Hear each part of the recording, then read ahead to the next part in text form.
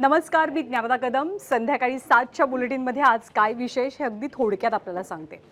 महाराष्ट्रामध्ये स्थानिक स्वराज्य संस्थांच्या निवडणुकांसाठी नगरपालिका नगरपंचायतींसाठी अर्ज भरण्याचा आजचा शेवटचा दिवस होता आणि अक्षरशः राजकीय खिचडी झाल्याचं चित्र या सगळ्या निवडणुकांमध्ये आपल्याला पाहायला मिळतंय. कारण तुम्ही इमॅजिन पण करणार नाही अशा युत्या आघाड्या झालेल्या आहेत. म्हणजे जी मंडळी आत्तापर्यंत एकमेकांच्या नावानं ठणाणा बोंबलत होते, एकमेकांची तोंड राजकीयदृष्ट्या आपण कधी बघणार नाही असं सांगत होते, अशी लोक एकत्र आलेली आहेत या नगरपालिका नगरपंचायतींमध्ये सत्ता मिळवण्यासाठी.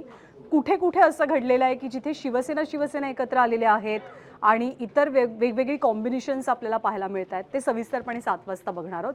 सोबतच आज बाळासाहेब ठाकरेंचा स्मृतिदिन आहे. दोन्ही ठाकरे बंधू पुन्हा एकदा स्मृतीस्थळी एकत्र पाहायला मिळाले. पण आज त्यांचं एकत्र येणं एका दृष्टिकोनातनं खूप महत्त्वाचं होतं. ते म्हणजे आगामी महापालिकेच्या दृष्टिकोनातनं जागा वाटप.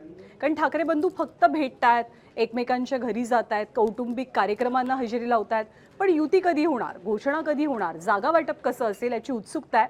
पण आता पुढचा टप्पा जागा वाटपाच्या चर्चेचा चालू झाल्याचं समजतं आहे.